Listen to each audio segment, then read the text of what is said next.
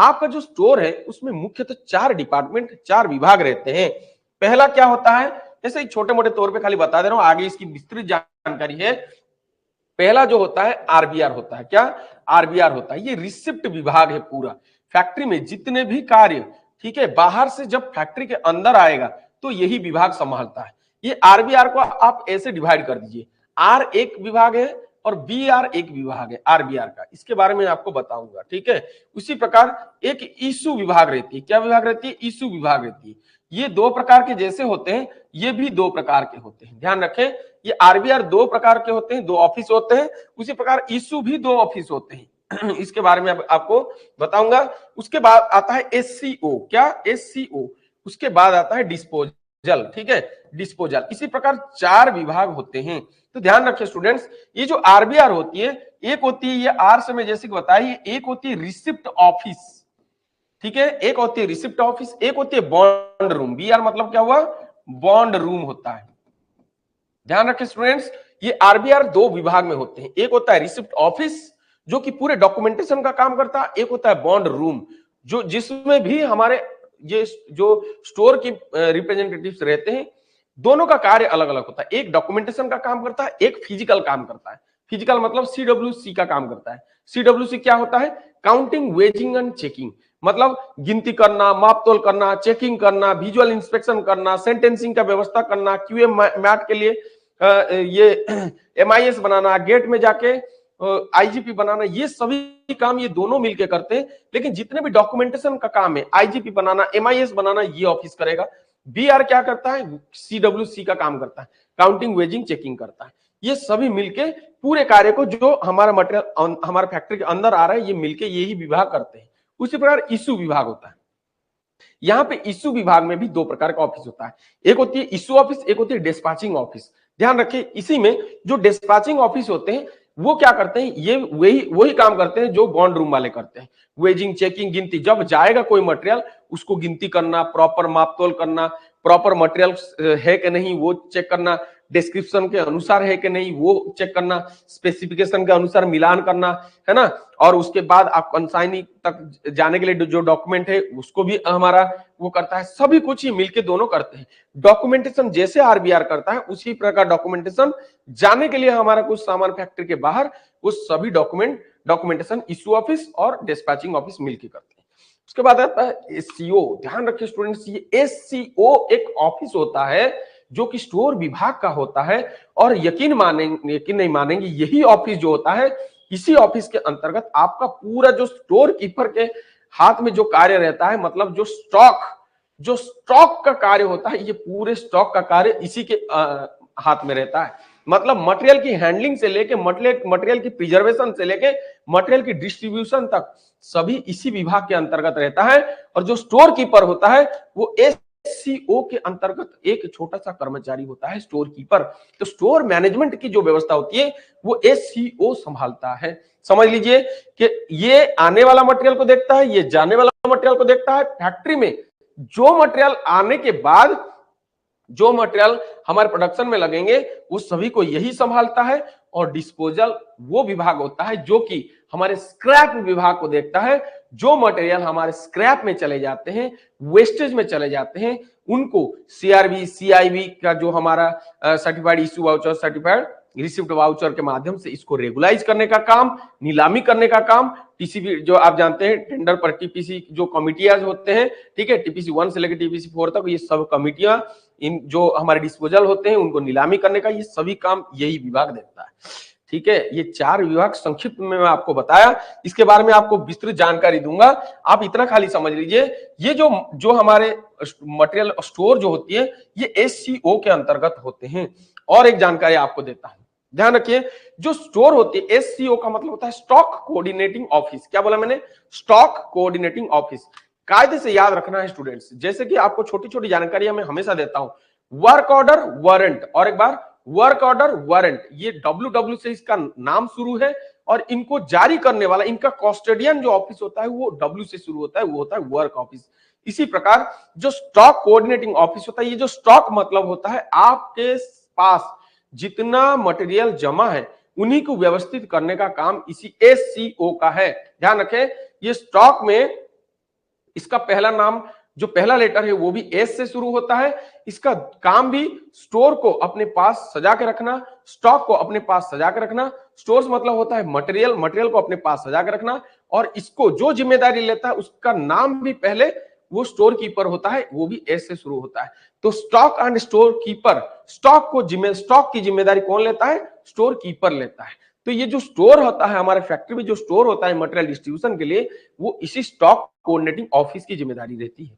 ध्यान रखें, जैसे कि मैं बताया कि जो मटेरियल है, डायरेक्ट हो या इनडायरेक्ट मटेरियल हो, वो सभी इसी SCO या स्टॉक ऑफिस के अंतर्गत रहता है। ये जो स्टॉक होते हैं हमारे लगभग फैक्ट्री में कई तरह के स्टॉक होते हैं, लगभग 6 तरह के मुख्यतः स्टॉक होते हैं। कितने तरह के? 6 तरह के स्टॉक होते हैं। इनके बारे में भी आगे पढ़ेंगे हम लोग, लेकिन यहाँ पे थोड़ा सा खाली बता दूं, जैसे कि आप यहाँ पे 2 तरह का मटेरियल देखते हैं। स्टॉक विभाग क्या करता है, इस प्रकार डायरेक्ट मटेरियल को ये एक स्टॉक में रखता है, इस प्रकार इनडायरेक्ट मटेरियल को भी एक स्टॉक में रखता है। उसी प्रकार आपका जो मशीन्स होते हैं उनको भी एक स्टॉक में रखता है। उसी प्रकार जो हमारे फोर्सेस, आर्मी, नेवी, एयरफोर्स, इनकी जो डिपोजिटेड कोई मटेरियल है या जाने वाला कोई मटेरियल है तो इनको भी एक स्टॉक में रखता है। देखिए, कुछ अगर हमारा ये जो डायरेक्ट मटेरियल है इसको हमारा रेगुलर स्टॉक में रखता है। कहां पे? रेगुलर स्टॉक में रखता है। अगर इनडायरेक्ट मटेरियल है तो उसको नॉमिनल स्टॉक में रखता है। कहां पे? नॉमिनल स्टॉक में रखता है। अगर कुछ प्रोडक्शन की जो फिनिश्ड प्रोडक्ट है उनको अगर कहीं रखना है तो उनको प्रोडक्शन स्टॉक में रखता है। कहां पे? प्रोडक्शन स्टॉक में रखता है। अगर आर्मी, नेवी या एयरफोर्स की कोई सामान हमारे पास जमा है, उनको हम रखने के लिए हम डिपॉजिट स्टॉक का इस्तेमाल करते हैं। किनको? डिपॉजिट स्टॉक का इस्तेमाल करते हैं। उसी प्रकार अगर कोई मशीनों की हमारे पास कैपिटल असेट्स की कोई स्टॉक है तो उनको रखने के लिए हम प्रिंसिपल स्टॉक या मशीनरी स्टॉक, क्या बोला मैंने? प्रिंसिपल स्टॉक या मशीनरी स्टॉक, ठीक है, प्रिंसिपल स्टॉक या मशीनरी स्टॉक का हम इस्तेमाल करते हैं। ठीक है। अगर उसी प्रकार अगर हमारे पास अगर कुछ स्टॉक पाइल आइटम्स है, देखिए अगर कुछ स्टॉक पाइल आइटम्स है, जो स्टॉक पाइल आइटम हम बोलते हैं, ये स्टॉक पाइल आइटम्स को ऐसे आप समझिए कि ये वो सामान है जिसकी प्राइस बहुत ज्यादा है और इनकी मिलना भी उतना कठिन है, इनको परचेज करना भी उतना कठिन होता है। सरकार से बहुत ज्यादा परमिशन लेने की आवश्यकता पड़ती है, इनको खरीदने के लिए उतना प्रकार की व्यवस्थाएं करनी पड़ती है।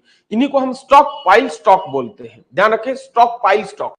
इनको रख रखाव, इनकी मेंटेनेंस, इनको परचेजिंग, सभी में पैसा ज्यादा खर्चा होता है, इसीलिए स्टॉक पाइल स्टॉक को मेंटेन करना पड़ता है। और ये वो स्टॉक होते हैं जिनकी प्राइस बहुत ज्यादा होता है, जिनको हम मतलब इंपोर्ट करते हैं, इंपोर्ट ओरिजिन होते हैं, मतलब विदेश से हम उनको मंगवाते हैं, उनको हम स्टॉक पाइल स्टॉक में रखते हैं। या फिर अगर हमारे इंडिजिनस में मिलता है, हमारे देश में मिल रहा है तो रेयरली ये मिलता है, मतलब इंडिजिनस क्रिटिकल या फिर इंपोर्टेड ओरिजिन। ठीक है, इंपोर्ट ओरिजिन जो अगर हमारा कोई स्टॉक है, कोई सामान है, कोई मटेरियल है, कोई मशीन है, तो इनको हम कहां रखेंगे? इनको हम रखेंगे स्टॉक पाइल स्टॉक में। एक नियम होता है, अगर कोई सामान की प्राइस 5,000 से ज्यादा है, और एक बार, अगर कोई सामान की प्राइस 5,000 से ज्यादा है तो भी उसको हम स्टॉक पाइल स्टॉक में हम इंक्लूड कर सकते हैं। ध्यान रखें, अगर किसी सामान की प्राइस 5,000 से ज्यादा है और वो रेयरली मिल रहा है या इंपोर्टेड ओरिजिन है तो भी हम इसको स्टॉक पाइल स्टॉक में रख सकते हैं।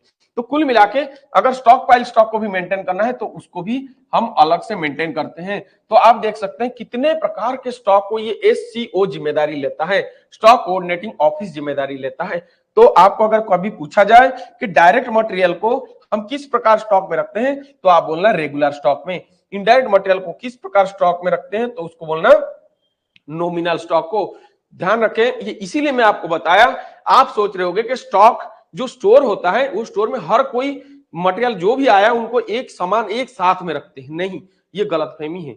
अगर कोई मटेरियल आया तो उनको प्रॉपर व्यवस्थित करके रखा जाता है, प्रॉपर व्यवस्थित करके प्रॉपर गिन के रखा जाता है, उनका लोकेशन को लिखा जाता है, उनका मैक्सिमम लेवल को लिखा जाता है, उनके मिनिमम लेवल को लिखा जाता है, उनका बफर स्टॉक बफर लेवल को लिखा जाता है, जिसको डेंजर लेवल बोलते हैं, बफर लेवल को लिखा जाता है, उनका यूनिट्स को लिखा जाता है। ये सभी चीज को लिख के बिन कार्ड में एंट्री करके हम रखते हैं ताकि हम स्टॉक को मेंटेन कर सके, हम हमारे जरूरत के अनुसार उनको हम डिमांड भी कर सके। इसीलिए एक स्टोर की आवश्यकता, स्टोर कोऑर्डिनेटिंग ऑफिस की आवश्यकता पड़ता है, जिसमें एक छोटा सा विभाग, जो छोटा सा कर्मचारी होता है जो कि स्टोर कीपर होता है, वो स्टोर कीपर की जिम्मेदारी में ये हमारे सभी प्रकार की मटेरियल प्रिजर्वेशन से लेके हैंडलिंग सभी चीजों को मैनेज कराया जाता है। और आपको पता होगा बिन कार्ड को रेगुलाइज करने का, बिन कार्ड को अपडेट करने का, बिन लेवल को मेंटेन करने का जिम्मेदारी यही स्टोर कीपर का होता है। बिन कार्ड क्या होता है, बिन सिस्टम क्या होता है, डबल बिन सिस्टम क्या होता है, एवरीथिंग आपका जानकारी में आगे आगे सब बताऊंगा। स्टेप बाय स्टेप चलेंगे और अति बढ़िया से चलेंगे, आपकी पूरा कंसेप्ट को क्लियर करके रहूंगा। आप यकीन मानेंगे आपको बेस्ट से बेस्ट क्लास प्रोवाइड करेंगे। ये जो आप देख रहे हैं, जिस जहां से मैं पढ़ा रहा हूं, ये पीपीटी, आपको ये पीपीटी में नहीं दूंगा, आपको मैं प्रॉपर मटेरियल आपको दूंगा, बाइलैंग्वेज में दूंगा। आप देख सकते हो जो आपके कंटेंट में अभी उपलब्ध है, जो स्टूडेंट्स पेड क्लास में पढ़ रहे हो, जो कंटेंट आज मैं पहला मटेरियल आज छोड़ा हूं, लगभग 10 से 15 पेज की जो भी मटेरियल आपके पास गया है, उसी टाइप के आपको पीडीएफ मटेरियल दूंगा, ताकि आपको पीपीटी में थोड़ा थोड़ा लिखा हुआ है वो आपको आसान नहीं होगा। इसीलिए मैं आपको प्रॉपर एमएस वर्ड की फाइल दे रहा हूं, जिससे आप प्रॉपर उसको छोटे छोटे मतलब सब जानकारियां हैं, विस्तृत जानकारियां हैं, जिससे आपका कंसेप्ट क्लियर हो जाए। चलिए आगे बढ़ते हैं। ठीक है, ये स्टॉक के बारे में समझे, इसके बारे में आगे बहुत पढ़ाई करनी है हमें। अभी कल मैं ये बता दिया था, इसके बारे में भी कल बता दिया था कि किस प्रकार हमारे फैक्ट्री में जब आता है माल, ठीक है, सामान जब आता है, आउटसोर्सिंग जब हम करते हैं, कोई बाहर की फार्म से, कोई बाहर की इंडस्ट्री से, कोई बाहर की फैक्ट्री से, किसी बाहर की कंपनी से जब हम माल को या मटेरियल को या सामान को हम जब फैक्ट्री के अंदर लाते हैं, तो किस किस डॉक्यूमेंट को हम वहां पे प्रोड्यूस करते हैं, किस किस डॉक्यूमेंट्स की आवश्यकता पड़ता है, कौन से ऑफिस की आवश्यकता पड़ता है और किस किस प्रक्रिया की आवश्यकता पड़ता है, और हम फिर जो कंसाइनर होता है उसको हम रेगुलाइज करके उसको पैसा हम पेड करते हैं। ध्यान रखें, ये सभी चीजों को मैं कल आपको बताया था। आज आपको मैं सबसे मेन इंपॉर्टेंट, जो कि बहुत सारे स्टूडेंट्स के एक कंफ्यूजन होता है, वो आज मैं क्लियर करने वाला हूं। तो स्टूडेंट्स, आप सबके मन में आ रहा होगा कि जो इन्वेंट्री होता है, ये इन्वेंट्री को हम रखने के लिए तीन लगभग हम कभी कभी गोडाउन, कभी कभी स्टोर, कभी कभी वायर हाउस, ठीक है, इस प्रकार के शब्द का हम इस्तेमाल करते हैं। तो ये सब क्या है? क्या है गोडाउन, क्या है स्टोर, क्या है वायर हाउस? क्या ये गोडाउन को स्टोर बोल सकते हैं, स्टोर को वायर हाउस बोल सकते हैं, या गोडाउन को भी वायर हाउस बोल सकते हैं, या स्टोर को वायर हाउस और वायर हाउस को स्टोर? ये सभी तीनों एक जैसा है या कुछ डिफरेंस है? अगर डिफरेंस है तो तीनों का अलग अलग हम नाम से क्यों जानते हैं? तो ये मन में सवाल आता है। तो आज मैं आपको सभी स्टूडेंट्स को क्लियर कराऊंगा कि गोडाउन, स्टोर और वायर हाउस के बीच में अंतर क्या है। बड़ी ध्यान से सुनिएगा। देखिए, ये जो तीनों होते हैं, ये तीनों का एक ही मतलब होता है, ये एक स्थान होता है। These are all places. ये स्टोर कहो, आप गोडाउन कहो या वायर हाउस कहो, ये केवल एक स्थान को समझाता है, जिस स्थान में हमारे मटेरियल रहते हैं या कंपोनेंट रहते हैं या किसी प्रोडक्ट रहता है। ये केवल स्थान है, ठीक है। ये जो स्टोर, गोडाउन और वायर हाउस है, ये केवल एक प्लेस है या स्थान है। अब समझिए बात को कि हम गोडाउन किसको बोलेंगे, स्टोर किसको बोलेंगे, वायर हाउस किसको बोलेंगे। आप सुने होंगे, जब हम फैक्ट्री की बात करते हैं, फैक्ट्री में मटेरियल आया तो स्टोर में रखते हैं। और एक बार छोटा कारखाना हम बनाए हैं, तो जब कभी हम कोई सामान खरीद के बाहर राज्य से लाते हैं तो हम बोलते हैं स्टोर में इसको रख दो, और जब कभी लाना होगा तो थोड़ा थोड़ा करके हम स्टोर से लाएंगे और हमारा जो उत्पाद है उसको बनाएंगे। ऐसे शब्द हम यूज करते हैं। तो स्टोर में रख दो और जब यूज करना होगा तो स्टोर से लाओ। ये जो स्टोर शब्द है, ये स्टोर शब्द उसी समय यूज किया जाता है। ये भी एक स्थान है, लेकिन इसका यूज तभी होता है जब हम कोई प्रोडक्ट को बनाने के लिए सामान को एक जहां पे रखते हैं, उसी जगह को हम स्टोर बोलते हैं। जहां से सामान लेके हम फाइनल प्रोडक्ट या फिनिश प्रोडक्ट या एंड प्रोडक्ट को बनाते हैं, उस समय जहां पे हम सामान को रखते हैं उसको हम स्टोर बोलते हैं। ये जो स्टोर है, इसमें हम रॉ मटेरियल को भी रख सकते हैं, ठीक है, रॉ मटेरियल्स को भी रख सकते हैं, ठीक है। रॉ मटेरियल के साथ साथ हम इसमें टूल्स एंड इक्विपमेंट्स को भी रख सकते हैं, टूल्स एंड इक्विपमेंट्स को भी रख सकते हैं। इसी के साथ साथ बोथ हमारा डायरेक्ट एंड इनडायरेक्ट मटेरियल को भी इसी में रख सकते हैं। तो इसी को हम स्टोर बोलते हैं। तो डायरेक्ट मटेरियल के साथ साथ रॉ मटेरियल और टूल्स एंड इक्विपमेंट्स को जिस जगह पे रखते हैं ताकि हम फाइनल प्रोडक्ट को बना सके, यहीं से हम हमारा डिपार्टमेंटल स्टोर से लेके शॉप स्टोर तक प्रोडक्ट को, जो हमारा स्टोर सामान होते हैं, उनको हम सप्लाई करना चालू करते हैं। ठीक है, इसी को हम स्टोर बोलते हैं। ध्यान रखा जाए, ये स्टोर फिर अलग अलग कैटेगरी में डिवाइड होते हैं। ये अपने फंक्शंस के आधार पे कई सारे प्रकार में डिवाइड होते हैं, और ये अपने रख रखाव के आधार पे ये भी दो प्रकार में, जैसे कि आप जानते हैं ओपन स्टोर और क्लोज स्टोर। तो ये अपने फिजिकल और फंक्शनल के आधार पे कई प्रकार में डिवाइड हुए हैं। अब आते हैं, हम बात करते हैं कि वायर हाउस। वायर हाउस क्या है और स्टोर से वायर हाउस किस प्रकार अलग है। तो ध्यान से सुनिएगा स्टूडेंट्स, जो स्टोर में जो प्रोडक्ट बनता है, ठीक है, स्टोर से सामान लेके, मटेरियल लेके हम जो प्रोडक्ट बनाते हैं, हम उसको एंड प्रोडक्ट बोलते हैं, एंड प्रोडक्ट बोलते हैं। अब यहाँ पे जो एंड प्रोडक्ट बोलते हैं, इसको हम फिनिश प्रोडक्ट भी बोलते हैं या फाइनल प्रोडक्ट भी बोलते हैं। क्या बोलते हैं? फिनिश प्रोडक्ट या फाइनल प्रोडक्ट भी बोलते हैं। ये जो सामान या जो फाइनल प्रोडक्ट हमारा बन गया, इसको अब सीधा ये सेलिंग के लिए जाता है। किसके लिए? सेलिंग के लिए जाता है। जहां से हमें ऑर्डर मिला होगा या फिर डिमांड मिला होगा, उसको हम फिर क्या करते हैं? बेचने के लिए सीधा छोड़ देते हैं, सप्लाई कर देते हैं। तो जब स्टोर से सामान जाके फाइनल प्रोडक्ट का रूप ले लेता है, उसको जब हम सेलिंग करने लेते हैं, तो इतना सारा प्रोडक्ट को एक जगह पे हम इकट्ठा करते हैं, फिर वहां से हम इसको गिन के उनको प्रॉपर क्वांटिटी को मेंटेन करके फिर हम लोडिंग करके उसको भेजते हैं। तो वो जो फाइनल प्रोडक्ट या एंड प्रोडक्ट जहां पे लेके हम रखते हैं, तो उसको हम वायर हाउस बोलते हैं। क्या बोलते हैं? Wire house. इसका मतलब ये हुआ कि जो वायर हाउस में हम केवल अपना फिनिश्ड कंपोनेंट को या फिनिश्ड प्रोडक्ट को हम इसमें रखते हैं। ठीक है, यहां पे केवल फिनिश्ड प्रोडक्ट को हम जमाते हैं, जहां से जहां पे हमें जो हमारा डिमांड देता है, जो हमें ऑर्डर देता है, उसी को हम सप्लाई करते हैं। ये हो गया वायर हाउस की बात। अब बात करते हैं गोडाउन। ये गोडाउन क्या होता है? आप सुने होंगे कि गोडाउन शब्द हम साधारणतः छोटे छोटे दुकानों के पास हम ये शब्द सुनते हैं कि सपोज मैं गया हूं एक कपड़े की दुकान के पास, मैं उनको पूछा कि क्या, सपोज मेरा एक रिक्वायरमेंट है कि मुझे इस प्रकार की एक शर्ट चाहिए, जो कि क्या आपको इस प्रिंट में, या फिर मुझे ऐसा चाहिए कि आपको हुडिंग टी शर्ट है क्या आपके पास। सपोज मैं से पूछा हुडिंग टी शर्ट है, अभी ठंड का सीजन है तो मुझे हुडिंग टी शर्ट चाहिए। तो वो बोलेगा कि हुडिंग टी शर्ट बिल्कुल है मेरे पास, क्या मेरे साइज का है?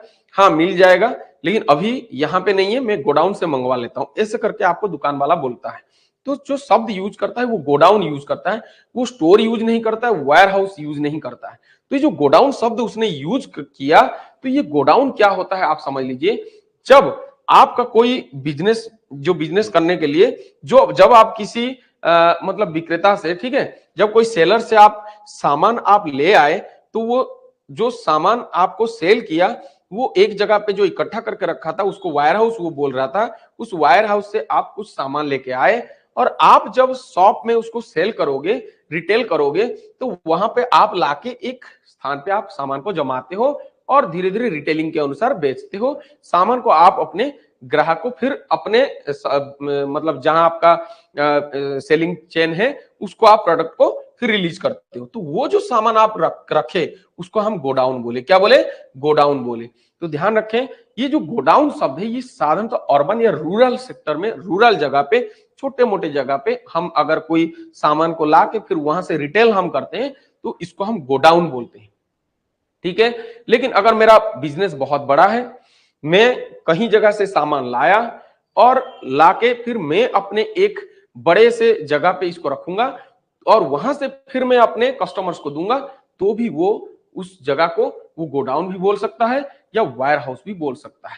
अगर रिटेल करेगा, तो ये रिटेल करने के लिए जो स्थान में सामान रखेगा, उसको ज्यादातर गोडाउन केवल बोला जाता है, वायर हाउस नहीं बोला जाता है।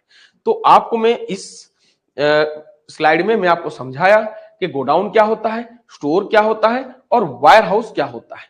ठीक है, सभी का एक ही मतलब है, ये केवल ओनली प्लेस, एक स्थान ही है जो कि अलग अलग नाम से जाना जाता है according to its working nature. ठीक है।